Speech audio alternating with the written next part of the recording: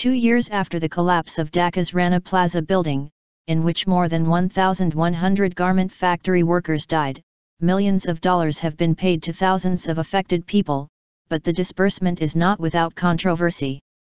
Soon after the tragedy, the Bangladesh government and global clothing companies collected money for 2 separate funds to compensate the survivors and the dependents of those killed in the collapse of the 9-story building.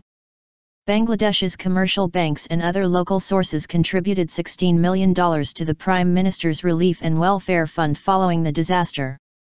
Transparency International Bangladesh, TIB, the Bangladesh chapter of the global anti-corruption watchdog, last month reported that the Prime Minister's Fund has disbursed just $2.48 million of that total. Another fund, called Rana Plaza Donors Trust Fund, which was set up exclusively for Rana Plaza victims, drew $27 million in contributions from some 30 European and American clothing brands, some Bangladeshi garment manufacturers and the PM's fund. The Rana Plaza Claims Administration, RPCA, which manages the trust fund, says that so far it has disbursed some $19.63 million among the victims. Officials are still trying to determine the final number of people killed in the tragedy, because the bodies of 159 people reported missing have never been found. That could bring the total number killed to about 1,300. Trust Fund Shortfall. The Rana Plaza Donors Trust Fund says it is about $3 million short of the $30 million it estimates it needs to compensate all victims of the tragedy.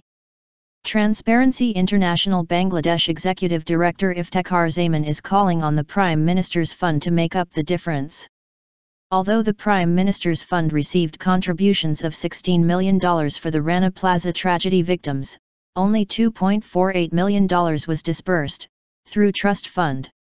In fact, the whole amount of $16 million is meant for use as relief to those victims, Zaman said. A spokesman for the Prime Minister's offices has defended its donation record, saying the collections are not exclusively for the Rana Plaza victims, and could go to other people in need. But officials have provided little information about the disbursement of the funds, says Transparency. The group says the government so far has failed to even provide a list of who has already been compensated. Blame game. For the families of workers killed in the factory, the compensation amount varies depending on their salary, and the number and age of their dependents. Administrators say the amount ranges from around $6,425 to $12,850. Several workers in highly placed positions were compensated more than $32,000. Phil Robertson, Asia Deputy Director of Human Rights Watch, partly blames some international garment brands who had operations in the garment factories, but have failed to meet expectations on donations to the relief fund. But it also indicates yet another appalling abdication of responsibility by the Bangladesh garment factory industry itself, since their trade group, the BME, Bangladesh Garment Manufacturers and Exporters Association, is not contributing to the fund, he said.